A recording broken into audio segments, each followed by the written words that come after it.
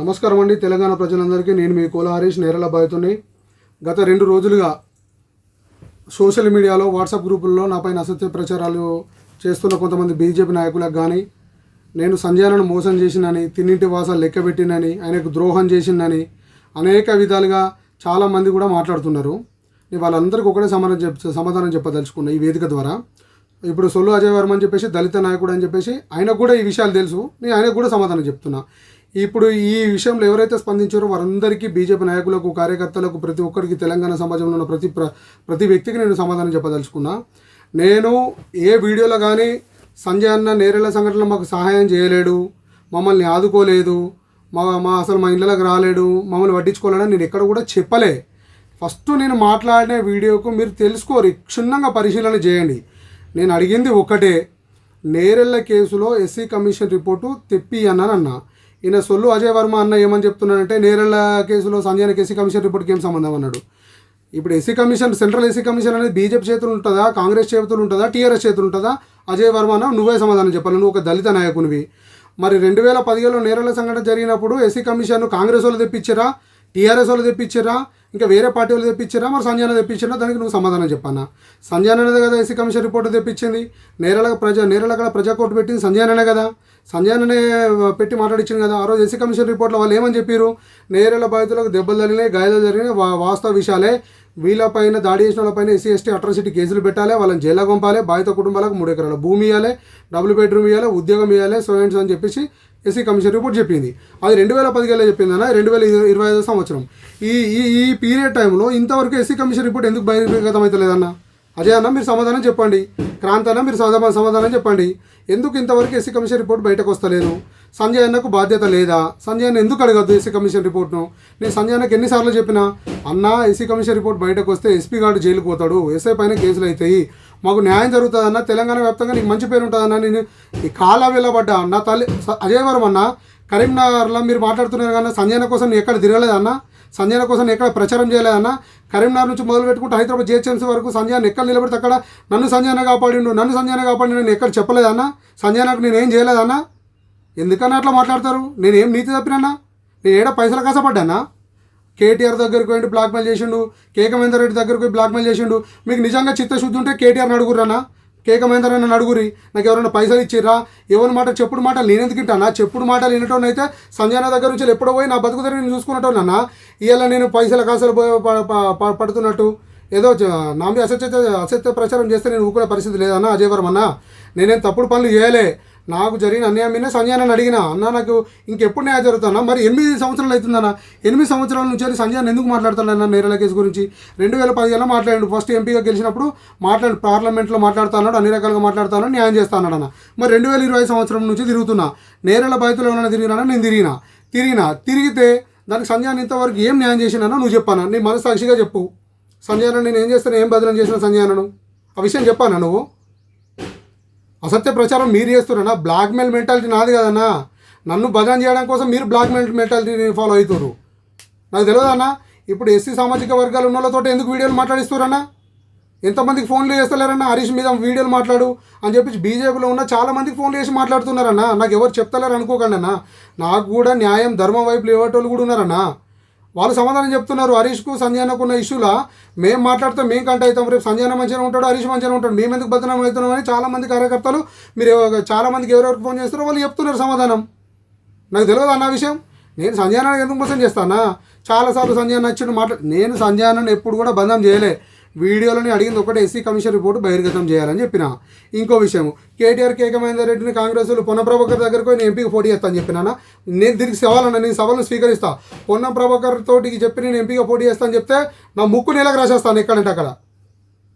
ఎవరు చెప్పిరానా? పొన్నం ప్రభాకర్ నాకు సంబంధం ఉన్నదా? పొన్నం ప్రభాకర్ అన్న కూడా నేరేళ్ల ఇష్యూలు అందరూ కష్టపడ్డారు కదా, అన్ని పార్టీలు వచ్చినాయి కదా. మరి సంజయ్ అన్నది ఒక్క పేరు ఎందుకు చెప్పినా నేను? అది ఆలోచన చేయరన్నా. ఇలా సంజయ్ అన్న కాపాడిండు, సంజయ్ అన్న లేకపోతే హరీష్ ఓడని అన్నాడు. మరి అదే సంజయ్ అన్న నేరేళ్ళ హరీష్ లేకపోతే నేను లేను, నేరేళ్ళ సంఘటన లేకపోతే నేను లేను. అప్పుడు సంజయ్ అన్న పరిస్థితి ఏందన్నా? కరీంనగర్లో ఒక కార్పొరేటరు. మా సిరిసిల్లలో ఎవరికన్నా తెలుసా అన్న? కామారెడ్డిలో తెలుసా? పోనీ హైదరాబాద్ వేదిక తెలుసా? ఎవరికి తెలుసా అన్న సంజయ్ అన్న? నేరేళ్ళ ఇష్యూలో ప్రతి స్టేజ్ ఎక్కి చెప్పింది నేను అన్నా. మీరు గుర్తుపెట్టుకోరి. సంజయ్ పేరు చెప్పి ప్రతి మీటింగ్లో మాట్లాడింది నేను, ప్రతి మీటింగ్లో చెప్పింది నేను, ప్రతి ప్రోగ్రాంలో తిరిగింది నేను, సంజయ్ ఎక్కడ పోతే అక్కడ నిలబడ్డది నేను, సంజయ్ కోసం కష్టపడ్డది నేను, సంజయ్ కోసం ప్రచారం చేసింది నేను అన్న. ఇలా అల్కాగా సంజయ్ ఏబట్టి నువ్వు బతికినావు అంటే అన్న, నా మీద మీరు ఏ విధంగా చేసారో సంజయ్ ఏ విధంగా నన్ను కాపాడి పేరు వచ్చిందో నేను చేయబట్టి కూడా సంజయ్ పేరు వచ్చిందని మీరు ఒకసారి పునరాలోచన చేసుకోండి. నేను సంజయ్ మోసం చేయలేను, నన్ను బంధనం చేయకండి. నేను ఇప్పుడు కూడా అన్ని సవాళ్ళకు స్వీకరించే ఉన్నా. ఇంకోటి పైసలు తీసుకుంటున్నానా? నిజంగా మీకు చిత్తశుద్ధి ఉంటానా? నేను ఎవరి దగ్గర పైసలు తీసుకున్నా? కేక మహేంద్రను బ్లాక్మెయిల్ చేసినా మీరే చెప్తున్నారు, కేటీఆర్ బ్లాక్మెయిల్ చేసినా మీరే చెప్తున్నారు. వాళ్ళని అడగండి అన్న, కేక మహేంద్రను అడగండి, కేటీఆర్ అడగండి, అందరిని అడగండి. నేను ఎవరి దగ్గర పైసలు తీసుకున్న పైసలతో నేను బంగ్లాలు కట్టినా, బిల్డింగ్లు కట్టినా, నాది బ్లాక్మెయిల్ మెంటాలిటీ అని నన్ను అంటున్నాను కానీ మరి 8 ఏళ్ళ నుంచి సంజయ్తో నిలబడి ఉన్నానా? ఈ రోజున ఎందుకు బయటకు వచ్చి మాట్లాడుతున్నానా? ఎవరైనా బ్లాక్మెయిల్ చేసేది? మరి 8 ఏళ్ళ నుంచి ఎందుకన్నా హరీష్ బ్లాక్మెయిల్ చేస్తున్నాను మీరు ఎందుకు చెప్పలేదన్నా? ఇలా నీ బయటకు వచ్చి నాకు జరుగుతాను నేను అడిగితే ఇది హరీష్ బ్లాక్మెయిల్ చేస్తుండు, పైసలు తీసుకుంటుండు అని నన్ను ఎందుకు బదనాం చేస్తున్నానా? ఏడ తీసుకున్నానా? చూపిరి. నేను బహిర్గతంగా చర్చకే సిద్ధం అంటున్నా. మీ అందరితో నేను ఎందుకు మాట్లాడతానా? నేరేళ్ల సంఘటన జరిగినప్పుడు సంజయ్ నేనేం మాట్లాడుకున్నా సంజయ్కి తెలుసు, నాకు తెలుసు. అన్న మాట్లాడుతూ అన్నకు సమాధానం చెప్పడానికి నేను ఇప్పటికైనా సిద్ధంగా ఉన్నా. మీరందరూ 1,00,000 మంది వచ్చి నన్ను బదనం చేసినా నేను బదనం అయ్యే పరిస్థితి లేదు, భయపడే పరిస్థితి లేదన్న. వాస్తవ విషయాలు తెలుసుకొని మాట్లాడుర్రి. నేరేళ్ల కేసు పైన విచారణ జరిపిస్తాను సంజయ్ మాట ఇచ్చిండు. గత వీడియోలలో ఆయన కొట్లాంటి పేపర్ కటింగ్స్ ప్రతి ఒక్కటి నా దగ్గర ఉన్నదన్న. మరి అంత మాట ఇచ్చిన సంజయ్ అయ్యాలి ఎందుకు మాట్లాడలేకపోతుండేనా? నేరేళ్ళ 2017లో మాట్లాడిన సంజయ్ ఈ 2025 సంవత్సరంకి ఏ ఎలక్షన్లో కూడా నేరేళ్ళ సంఘటన గురించి ఎందుకు తీస్తున్నాడన్న? ఎస్సీ కమిషన్ రిపోర్ట్ అమ్ముడు పోయిందని చెప్పింది స్వయంగా సంజయ్ 3 నుంచి 5 కోట్ల రూపాయలు తీసుకుంది సంజయ్ అని చెప్పిండు. అది మరి సంజయ్ చెప్తేనే కదా మాకు తెలిసింది, సంజయ్ చెప్తేనే కదా అన్న మాకు తెలిసింది. మరి ఇలా మాకు అన్యాయం జరిగితే కూడా అడగకపోతే ఎట్లనా? అజయ్ అన్న ఒక్కసారి నువ్వు నా ప్లేస్లో ఆలోచించండి. నీ మీద థర్డ్ డిగ్రీ ప్రయోగించబడి నువ్వు ఇబ్బంది పడి క్రాంతనే కావచ్చు, ఇంకెవరైనా కావచ్చు, థర్డ్ డిగ్రీ ప్రయోగించబడి నువ్వు ఇబ్బంది పడి క్రాంతనే కావచ్చు, ఇంకెవరైనా కావచ్చు, నన్ను ప్రశ్నించే వాళ్ళందరికీ చెప్తున్నా, నా ప్లేస్ నుండి నాకు న్యాయం చేస్తా అని చెప్పిన సంజయ్ అన్ననే ఇక న్యాయం జరగదు ఆ కేసులో. ఇక అది మన అది ఇప్పటికీ ఆ కేసులో ఏం న్యాయం జరగదు, నీ బతుకు తెరువు నువ్వు చూసుకో అన్నప్పుడు మరి నేను ఎవరిని అడగాలి? నేను ఎవరిని అడిగితే నాకు న్యాయం జరుగుతానో మీరే చెప్పండి. నేను బ్లాక్మెయిల్ చేస్తున్నాను నా మీద నిందలు మోపితే నాకేం భయం అన్నా? నేను తప్పేస్తే భయపడతా. నేను ఇప్పటికి కూడా క్లియర్ చెప్తున్నా, సంజయ్ అన్న నేను మోసం చేయలే, అన్యాయం చేయలే, ఆయనకు ద్రోహం చేయలే. నాకు జరిగిన దాని మీద అన్న నువ్వు ఫలానా రోజు మాకు న్యాయం చేస్తాను మాట ఇచ్చినవు, ఎస్సీ కమిషన్ రిపోర్ట్ చెప్పేసి మాకు న్యాయం చేస్తాను మాట ఇచ్చినవు, అది బహిర్గతం చేసి మాకు న్యాయం చేయాలని చెప్తున్నా. ఇప్పటికి కూడా చెప్తున్నా, అజయ్ వర్మన్న దళిత నాయకుడు నువ్వు చెప్తున్నావు కదా, నేనే చెప్తున్నానా? ఇప్పటికి సంజయ్ అన్నతో మాట్లాడు, బీజేపీకి సంబంధం లేదన్నా నేషనల్ ఎస్సీ కమిషన్ గురించి. మరి ఎవరు చెప్తా వచ్చిరన్నా? ఎస్సీ కమిషనర్ రావును నేను ఇట్లా ఫోన్ చేసి నేను నా మీద థర్డ్ డిగ్రీ వేసిరన్నా, నువ్వు వచ్చి నా ఊర్లో ప్రెస్ మీట్ పెట్టి నాకు న్యాయం చేయకపోవని నేను పెట్టినా అన్న? ఎవరు తెప్పించారన్న? సంజయ్ కదన్నా? బీజేపీ నాయకులందరికీ తెలియదన్నా, పార్టీ కార్యకర్తలకు తెలియదన్నా?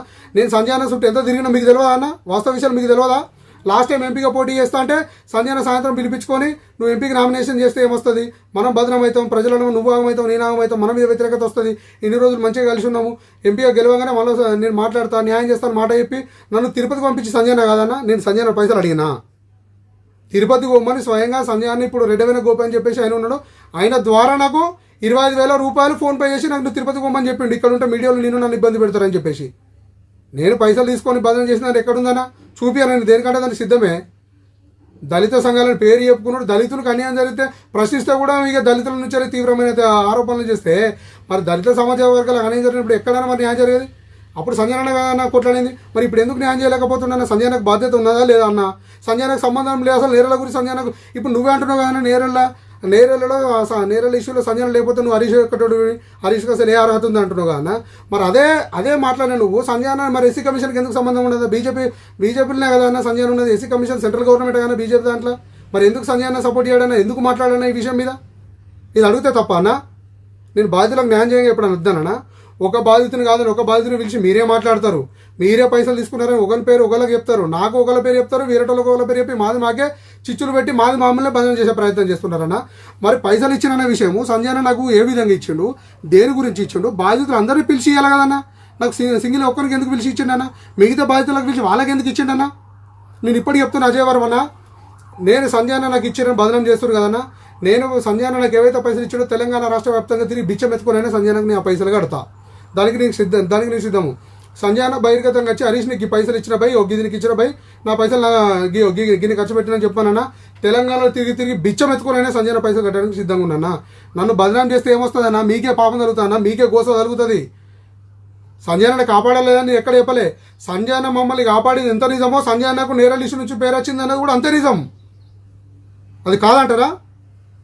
ఆ తప్పు పడతారా? తెలంగాణ సమాజం ముందు తప్పు పట్టే ప్రయత్నం చేస్తారా? నేను వాస్తవాలు అడిగితే నన్ను బదనం చేస్తారన్నా?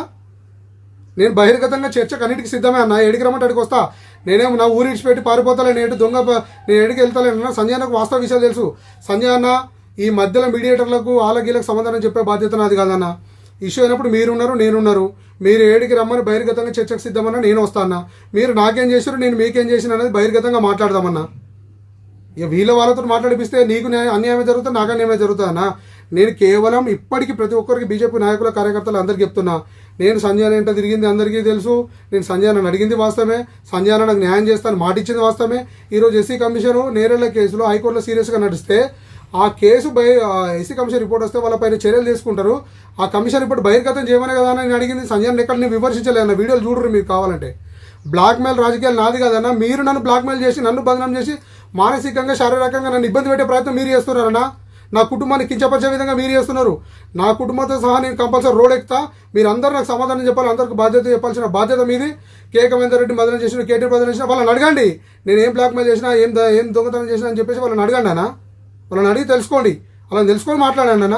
నేను దేనికైనా సిద్ధమే చెప్తున్నా. నన్ను బదనం చేస్తే మాత్రం నేను ఊరుకున్నాను. దేనికైనా సిద్ధమే. జై తెలంగాణ.